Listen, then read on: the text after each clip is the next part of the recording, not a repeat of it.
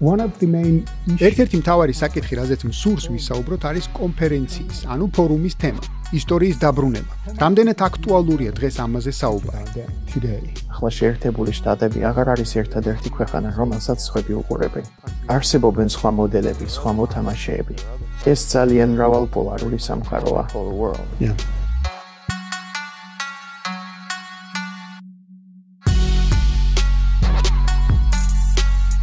Mr. Carlin, thank you so much for being here. ბატონო კარდენ, დიდი მადლობა რომ ხართ ჩვენთან ერთად და დაგვითმეთ დრო. მინდა მადლობა გადაგიხადოთ ამ ფორუმში შეტანილი წვლილისთვის, რომელიც თბილისში, საქართველოში ჩატარდა. ეს მართლაც საინტერესო ფორუმი იყო, სადაც მოხერხდა განსაკუთრებული სტუმრების თავშეყრა, რომელთა ჩამოსვლასაც თქვენს შეუწყეთ ხელი, რათა გაეზიარებინათ საკუთარი იდეები ადგილობრივი საზოგადოებისა და აუდიტორიისათვის, რაც ჩვენთვის ძალიან სასარგებლოა. მადლობა ამისთვის. Quite helpful for us. Thank you for it. Well, it's my pleasure. დიდი სიამოვნებით. მშვენიერია თბილისში ყოფნა. პირველად ვარ აქ. ვიცი რომ კონფერენცია ყველას ძალიან მოეწონა. ფიქრობ, ჩვენთვისაც ისეთივე სასარგებლოა, როგორც თქვენთვის, რომ ერთმანეთს შუამავლების გარეშე გულახდილად ვესაუბროთ. ამიტომ ძალიან მიხარია აქ ყოფნა. I'm very pleased to be here. What I would like to talk about ერთ-ერთი მთავარი საკითხი, რაზეც მსურს ვისაუბროთ, არის კონფერენციის, ანუ ფორუმის თემა, ისტორიის დაბრუნება. რამდენად აქტუალურია დღეს ამაზე საუბარი? რა მიზეზები არსებობს ისტორიის დაბრუნებასა და რეალპოლიტიკის დაბრუნებაზე სასაუბროდ? და რაც ძალიან მნიშვნელოვანია, როგორ უკავშირდება ერთმანეთს ისტორია და რეალპოლიტიკა? collaborated to each other. Well, when people talk about the return of history, როდესაც ადამიანები ისტორიის დაბრუნებაზე საუბრობენ, ისინი იმპლიციტურად აკრიტიკებენ ისტორიის დასასრულის იდეას. ეს იყო იდეა, რომელიც 90-იან წლებში ძალიან პოპულარული იყო. ის გულისხმობდა, რომ რადგან ცივი ომის შეერთებულმა შტატებმა მოიგო, დემოკრატიული ლიბერალიზმი და ნეოლიბერალური ეკონომიკა სამუდამოდ იქნებოდა კაცობრიობის მოდელი. ანუ ეს იყო ისტორიის დასასრული. ასე არ გამოვიდა. ჩვენ გვქონდა 30 წელი ნეოლიბერალური ეკონომიკური თვისწასწვიგისა შეერთებულ შტატებში, ევროპაში და მის ფარგლებს გარეთ. ერთი ფინანსური და ეკონომიკური კრიზისი მეორეს მიყოლებით. ერთი გეოპოლიტიკური კრიზისი მეორეს მიყოლებით. ახლა ვხედავთ რეალპოლიტიკის დაბრუნებას, როგორც თქვენ ამბობთ, მაგრამ ასევე ნაციონალიზმისა და პატრიოტიზმის დაბრუნებას. ეს გამოვლინდა არჩევნებში, Brexit-ი დიდ ბრიტანეთში, Donald Trump-ი შეერთებულ შტატებში და ქართული ოცნება საქართველოში. ეს არის იმ იდეის უარყოფა, რომ ჩვენ უნდა დავთმოთ ეროვნული სუვერენიტეტის სახელმწიფოებრივი ინსტიტუტებისთვის. ასე რომ ვფიქრობ, სწორედ ამას ვაკვირდებით ახლა. როგორია ეს ახალი სამყარო? როგორ უნდა ვიმოქმედოთ მასში? როგორ მოქმედებენ შეერთებული შტატები, რუსეთი და ჩინეთი? მათი ქცევა აუცილებლად განსხვავებული იქნება იმისგან, თუ როგორ მოქმედებენ ისეთი სახელმწიფოები, როგორიცაა თურქეთი და ირანი, ან პატარა სახელმწიფოები, როგორიცაა საქართველოს, სომხეთი და აზერბაიჯანი. ახლა საერთაშორისო გეოპოლიტიკური დუღილის პერიოდში ვართ. ვფიქრობ, კონფერენცია მაჩვენა, რომ ჩვენ მართლაც ახალ ეპოქაში ვართ. შეხედეთ ვინ მოვიდა გახსნაზე. შეერთებულ შტატებს არ ჰყოლია წარმომადგენელი, ჩვენი ელჩიც კი არ გამოცხადდა, ჩინეთმა კი წარმომადგენელი გამოგზავნა. ვფიქრობ, ეს ბევრს ნიშნავს, რადგან ახლა შეერთებული შტატები აღარ არის ერთადერთი ქვეყანა, რომელსაც სხვები უყურებენ. არსებობენ სხვა მოდელები, სხვა მოთამაშეები. ეს ძალიან მრავალპოლარული სამყაროა. It's a very much a multipolar world. Yeah. Even more that was very როგორც თქვენ აღნიშნეთ, განსაკუთრებით საინტერესო იყო, რომ კონფერენციის პირველ დღეს ჩინეთის ელჩი მობრძანდა და სიტყვით გამოვიდა. შეერთებული შტატების ელჩი არ მოსულა. მეტიც მან ზუსტად იმავე დღეს დატოვა თანამდებობა. თუმცა ჩვენი საუბარი რომ გავაგრძელოთ, რა არის ის გარდამტეხი მომენტი, რომელი მომენტიდანაც შეგვიძლია ვთქვათ, რომ ისტორია ბრუნდება. დაასრულდა ისტორიის დასასრულის იდეა და ისტორია ისევ დაბრუნდა. history has ended and now we are back in a history. Well, I don't know if history works. არ ვიცი ისტორია ზუსტად ასე მუშაობს თუ არა. ვფიქრობ, ხშირად ეს ჰგავს ცნობილ გამონათქვამს, ყველაფერი თანდათანობით ხდება, შემდეგ კი ერთბაშად. ამ პერიოდს უკან თუ გავხედავთ, COVID-ის კრიზისს, პანდემიას, ალბათ სწორედ ასეთ დემარკაციის წერტილად ავნიშნავთ. ცივი ომის დასასრულიდან 1989-1992 წლებიდან COVID-მდე ვფიქრობ, ეს პერიოდი იყო ისტორიის დასასრულის ეპოქა. COVID-ი ალბათ ნაკლებად აღიარებული გარდამტეხი მომენტია, რადგან მან გამოავლინა სახელმწიფოებრივი მოდელის რეალური ნაკლოვანებები ეკონომიკის თვალსაზრისით.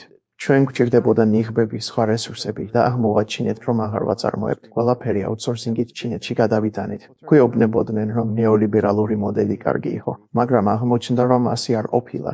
ამიტომაც ხალხმა დაიწყო საკუთარი ვარაუდების გადახედვა. COVID-ის პერიოდმა ნამდვილად დააჩქარა მოძრაობა უნიპოლარული იდეიდან იქამდე, სადაც ახლა ვართ. აშკარა მულტიპოლარული სამყაროსკენ, which is very much obviously a multipolar world. ამასთან დაკავშირებით, რადგან თქვენ შეერთებული შტატების სახელმწიფო დეპარტამენტის მრჩეველი იყავით რუსეთ-ამერიკის ურთიერთობების საკითხებში.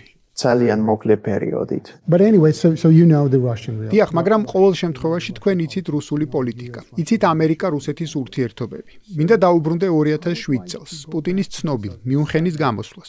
იყო ეს ისტორიული დაბრუნების დასაწყისი, თუ უფრო გარკვეული თვალსაზრისით ამის წინასწარმეტყველება. The prediction of that. Well, it was one of the important markers. ეს ერთ-ერთი მნიშვნელოვანი მარკერი იყო. მოდით დავფიქრდეთ რა უძღოდა ამ გამოსვლას წინ. მან ეს გამოსვლა იმითომ წარმოთქვა, რომ 11 სექტემბრის შემდეგ შეერთებულმა შტატებმა ნეოკონსერვატიული იდეოლოგების გავლენით გადაწყვიტა ალ-ქაიდას პრობლემის ნაცვლად. ერაყთან ომი დაეწყო. შეერთებულმა შტატებმა ეს ომი დაიწყო რუსეთის, გერმანიისა და საფრანგეთის რჩევის და თხოვნის საწინააღმდეგოდ. ეს კატასტროფად იქცა. ეს უკვე ცხადი იყო იმ დროისთვის, როცა პუტინმა მიუნხენში თავისი ცნობილი გამოსვლა წარმოთქვა.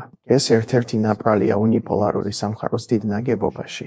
ამ გამოსვლამ ვაშინგტონში ბევრ ადამიანს დაანახა, რომ პუტინი დამოუკიდებელი ფიგურაა, რომელიც საკუთარი საგარეო პოლიტიკით იხელმძღვანელებს. ეს ბევრს არ მოეწონა ვაშინგტონში, განსაკუთრებით ნეოკონსერვატორებს და მას შემდეგ პუტინი მათ მთავარ მოწინააღმდეგედ იქცა. შემდეგ მოვლენები მხოლოდ აჩქარდა. ასე რომ ეს მნიშვნელოვანი მარკერია იმ პერიოდში. Another very important marker. კიდევ ერთი მნიშვნელოვანი მარკერი მინდა ვახსენო. მიუხედავად იმისა, რომ რა თქმა უნდა საქართველოს ომი ძალიან მნიშვნელოვანია, უკრაინის საკითხს მინდა შევეხოთ. განსაკუთრებით 2013 წლიდან დაწყებული და სრულმასშტაბიანი შეჭრა 2022 წელს. რამდენად მოქმედებს ეს კონფლიქტი უნიპოლარულ სამყაროზე? Affects the unipolar world. To a great degree.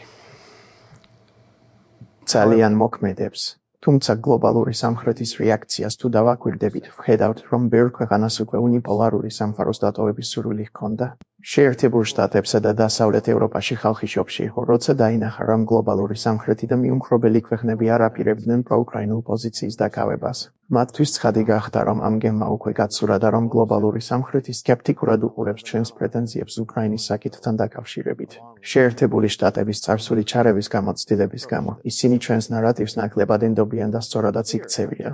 ამიტომ იდეა, რომ ვლადიმირ პუტინმა ერთ დილას გადაწყვიტა უკრაინაში შეჭრა, რადგან ბოროტია ან საბჭოთა კავშირის აღდგენა სურს, უბრალოდ არ არის სარწმუნო. ეს ნარატივი ჩვენი ელიტების მიერ იქნებოდა, თუმცა თავადაც იცოდნენ, რომ კონფლიქტს წინ ბევრი წელი უძღოდა. მათაც ესმით, რომ უკრაინის სიტუაციაში არავის აქვს სუფთა ხელები. დასავლეთი ღრმად იყო ჩართული უკრაინაში ცივი ომის შემდეგ. დასავლეთ უკრაინაში იყო ძალები, რომლებიც 2014 წელს დემოკრატიულად არჩეული პრეზიდენტის დამხობას აპირებდნენ. ამაზე ბევრი ადამიანია ინფორმირებული და სკეპტიკურად უყურებს დასავლეთის ნარატივს. And they're right to be skeptical of it. That's great point. I mean, and მნიშვნელოვანი რაკურსია. მოდით ვისაუბროთ დონალდ ტრამპის დაბრუნებაზე შეერთებული შტატების პრეზიდენტად. რამდენად აბრუნებს მისი გაპრეზიდენტება რეალ პოლიტიკის გააზრებას და უნიპოლარული მომენტის დასასრულს ვაშინგტონის ელიტისთვის და ამერიკაში პოლიტიკის ფორმირების პროცესისთვის. process in the United States. I think they misunderstand. ფიქრობ, ამერიკელ ელიტებს ფუნდამენტურად არ ესმით დონალდ ტრამპის მნიშვნელობა. მათთვის ის ანომალია, რომელიც ზუსტად არ ასახავს ხალხის ნებას. და ისინი ცდებიან, ტრამპის ამერიკული ნაციონალიზმი, მერკანტილისტური ეკონომიკური პოლიტიკა და უფრო გონივრული, შემცირებული საგარეო პოლიტიკა ძალიან პოპულარულია ამერიკაში. ეს არ მოსწონს ელიტას ვაშინგტონის სააზროვნო ცენტრებს, მაგრამ მათი იმედი, რომ ტრამპი ანომალია, ცდარია და იმედგაცრუებულნი დარჩებიან. ბევრმა სცადა მისი პოლიტიკიდან მოშორება, მაგრამ ვერ შეძლეს. მათ არ ესმით და არც სურთ მისი გაგება. Don't understand him and they don't want to understand him. This is elite. But what about მაგრამ რა ხდება ხალხში? რამდენად ძლიერია ეგრეთ წოდებული ტრამპიზმი შეერთებულ შტატებში? რატომ სვამ ამ კითხვას? ტრამპს დაახლოებით 3.5 წელიწადი დარჩა პოსტზე. საინტერესოა რა ხდება დონალდ ტრამპის შემდეგ? რამდენად ძლიერია ეს მხარდაჭერა და რაზეა დაფუძნებული? how much strong is that feelings inside the United Very States? strong. And it's based on the failure of the ძალიან ძლიერია. და ეს ეფუძნება ამერიკელი ელიტებისა და პოლიტიკოსების წარუმატებლობას შეექმნათ ეკონომიკა, რომელიც ყველა ამერიკელზე მუშაობს. ფინანსური ელიტები უფრო მდიდრები გახდნენ, ამერიკის მუშათა კლასი კი დასუსტდა, თავისუფალი ვაჭრობის შეთანხმებებმა და ჩინეთის მსოფლიო სავაჭრო ორგანიზაციაში შეყვანამ მილიონობით სამუშაო ადგილი წაიღო მექსიკასა და ჩინეთში. ეს სამუშაო ადგილები იყო ის, რაც მაგალითად COVID-ის დროს დაგვაკლდა. ეს მოდელი ჩავარდა და ამას ამერიკელები კარგად აცნობიერებენ. ტრამპის ამ უმცველები აცნობიერებენ, რომ ბოლო 30 წლის განმავლობაში ისინი უკანა პლანზე აღმოჩნდნენ. ასევე აცნობიერებენ, რომ ვაშინგტონში დაგეგმილ ომებში ხოცებიან მათი შვილები და არა ელიტების. ასე რომ ეს ადამიანები ტრამპში ხედავენ პოლიტიკოს, რომელიც მათი ინტერესებისთვის იბრძვის. Destroy their lives. But the system is also very strong. მაგრამ სისტემაც ძალიან ძლიერია. შეუძლიათ მათ სისტემის დამარცხება. Frustrated society versus the system. Well, it is. And it has its strongest. ეს დიდი გამოცდა იქნება. ტრამპი ახლა კოჯლი იხვია. თავარი გამოცდა 3 წელიწადში იქნება. ჯერდ ვენსი, მისი ვიცე-პრეზიდენტი, იდეალური კანდიდატია, რადგან ორივე სამყაროს ეკუთვნის. ტრამპი ყოველთვის ელიტა იყო, ვენსი კი მუშათა კლასიდან მოვიდა, მაგრამ საკუთარი ძალებით მიაღწია წარმატებას. შესაძლებელია, რომ ვენს შეეძლოს საჭირო ცვლილებების განხორციელება. დრო გვიჩვენებს. Only time will tell. Elon Musk said that ილონ მასკმა ცოტა ხნის წინ განაცხადა, რომ ტრამპი უნდა წავიდეს და ვენსი გახდეს პრეზიდენტი. არის ეს ერთგვარი მომავალი კამპანიის დასაწყისი. somehow. I don't think that JD Vance არ მგონია, რომ ვენს ილონ მასკის განცხადებები აინტერესებდეს. მასკი უკონტროლო ფიგურაა. ტრამპმა შეცდომა დაუშვა, რომ მას ასეთი გავლენა მისცა. მასში ტექნიკური ოლიგარქია გაჩნდა, რომელსაც დიდი ძალაუფლება აქვს, თუმცა ანგარიშვალდებულება არა. ასეთი ძალის კონტროლისთვის ძლიერი მთავრობაა საჭირო. ტრამპმა შეცდომა დაუშვა, რომ მასკი მთავრობაში შემოიყვანა და მისცა უფლება სისტემის დაშლისთვის. არ ვამბობ, რომ მთავრობა სრულყოფილია, მაგრამ მასკის მსგავსი ფიგურა ახლა მხოლოდ ისტერიკებს აწყობს. რაც უფრო მალე წავა ის პოლიტიკიდან, მით უკეთესი იქნება. better off we will all be. Thank you so much for this inputs of insight. დიდი მადლობა, რომ ამერიკის პოლიტიკის შიდა სპეციფიკაში ჩაგვახედეთ. ნება მომეცით დაუბრუნდე საგარეო პოლიტიკასა და საერთაშორისო ურთიერთობებს. თქვენ ახსენეთ ნეოლიბერალიზმი და ის, რომ ნეოლიბერალიზმმა ჩინეთს ზრდაში ძალიან შეუწყო ხელი. დასავლეთმა წარმოება და შემოქმედებითი პროცესიც კი ჩინეთში გადაიტანა იაფი სამუშაო ძალისა და ენერგორესურსების ძიებაში. ახლა ეს ბუმერანგად უბრუნდება დასავლეთს. როგორი იქნება ახალი მსოფლიო წესრიგი, როცა ერთი მხრივ შეერთებული შტატებია, მეორე მხრივ ჩინეთი, რომელიც ჯერ კიდევ იზრდება ეკონომიკურად, ხოლო ამერიკა ცდილობს წარმოების დაბრუნებას. Back the production process inside. Yeah, it's going to be a period of დიდი გარდატეხა გველის.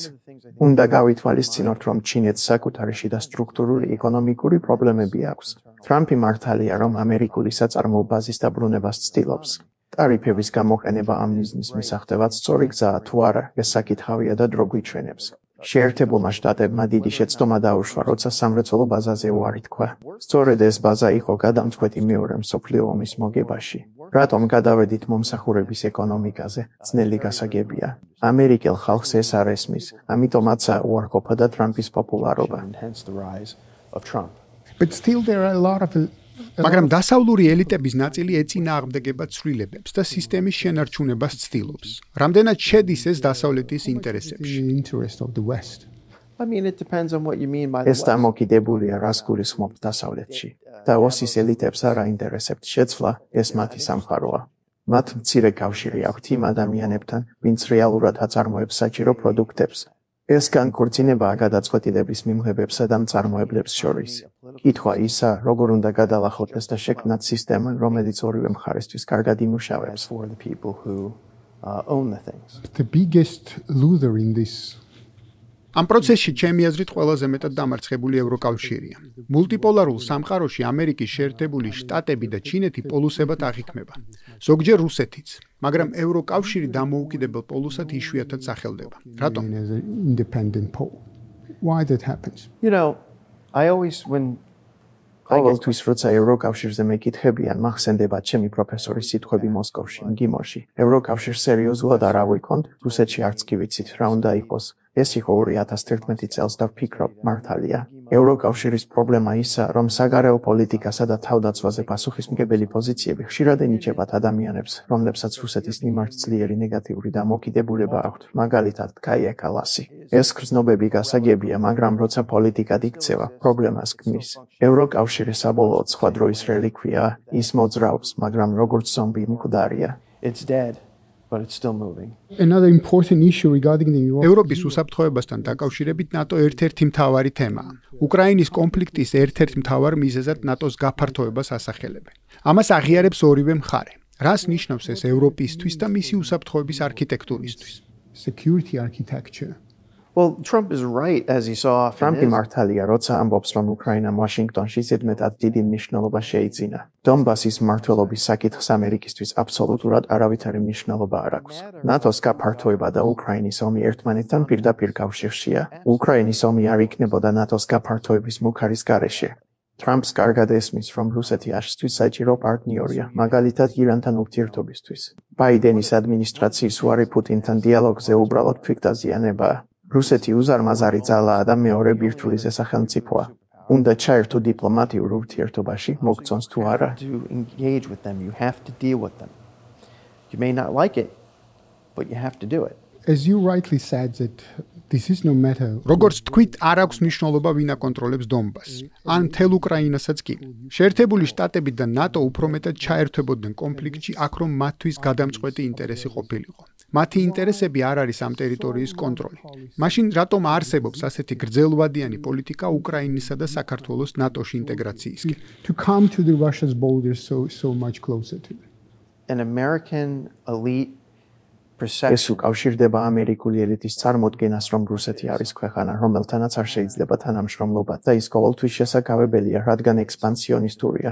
ამას შიდა პოლიტიკაც ემატება, მაგალითად, შეერთებულ შტატებში დიდი პოლონური დიასპორა, რომელსაც ისტორიული მიზეზებით არ სურს რუსეთთან თანამშრომლობა. ნატოს გაფართოების შესახებ ჯეკ მატლოკის ისტორიაა სიმბოლური. ის აფრთხილებდა, რომ ეს უკუშედეგს გამოიწვევდა, მაგრამ კლინტონმა ეს მაინც გააკეთა შიდა პოლიტიკური მიზანშეწონილობით. ასე რომ ნატოს გაფართოების საკითხს შიდა პოლიტიკური განზომილებაც აქვს. when we talk about NATO expansion. And so in that regard, the თუმცა country როგორც ჩანს, რუსეთის შეკავება არ არის ისეთი უზარმაზარი ინტერესი, რომ ბირთვულ ომში ჩაერთო. ანუ შეკავება დიახ, მაგრამ არა ისეთი, რომ მისთვის დაიღუპო. to struggle with the nuclear power. Well, right. There are სწორია. ნატოს გაფართოების მთავარი პრობლემა ისაა, რომ მისი დაშვება რუსეთთან ვერ ვითანამშრომლებთ. მაგრამ რადგან რუსეთი ბირთვული სახელმწიფოა, თანამშრომლობა აუცილებელია. ცივი ომის განმავლობაში მათთან ბირთვული შეიარაღების კონტროლის შესახებ შეთანხმებები გავაფორმეთ. ბუშის ადმინისტრაციის შემდეგ ეს შეთანხმებები დაირღვა. ახლა დაახლოებით 8 თვეში ითვლება ახალი ეგრეთ წოდებული სტარტის ხელშეკრულება და ჯერჯერობით არ ჩანს, რომ გაგრძელებაზე რაიმე ნაბიჯი გადადგმულა. ეს დიდი პრობლემაა. დიალოგსა და დიპლომატიაზე უარის თქმა ჩვენი ინტერესებისთვის საზიანოა. Yes. And let's talk a little bit about the country. დაუბრუნდეთ ქვეყანას, რომელიც შუაშია მოქცეული, ანუ საქართველოს. მას აქვს ამბიცია ინტეგრირდეს ევროკავშირსა და ნატოში. რამდენად შესაძლებელია უსაფრთხოდ ყოფნა, როდესაც დიდ სახელმწიფოებს შორის ხარ? With the great powers, well, I think that the choice იდეა, რომ საქართველოს ერთი ან მეორე აირჩიოს წვარჩევანია. ერთთან გაერთიანება სხვებისთვის სამიზნედ გაქცევს. მულტიპოლარულ სამყაროში პატარა ქვეყნებს მეტი ვარიანტი აქვთ. ერთ-ერთი მათგანია ნეიტრალიტეტი. ცივი ომის დროს ავსტრიამ, ირლანდიამ, შვეიცარიამ ფინეთმა ნეიტრალიტეტი აირჩიეს და ეს წარმატებული იყო. დღესაც ამ ქვეყნებს ძლიერი ეკონომიკები აქვთ და ნაკლებ რესურსს ხარჯავენ თავდაცვაზე. პატარა სახელმწიფოებმა უნდა გაითვალისწინონ ეს მაგალითები. would be wise to look at those examples. but on the other hand, I am interested in. მაგრამ მულტიპოლარობა ნიშნავს, რომ დიდი ძალები შესაძლოა გავლენის სფეროებზე შეთანხმდნენ. ასეთ შემთხვევაში პატარა ქვეყნებს მართლაც აქვთ არჩევანი. It means that the small countries has a choice.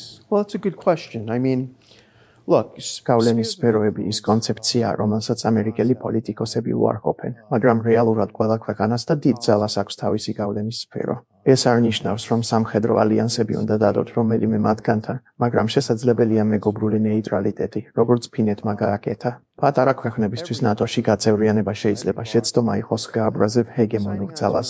ამერიკა კი საკმაოდ შორსაა და ძალის პროექციაში ყოველთვის დიდი მოწადინებით არ გამოირჩევა.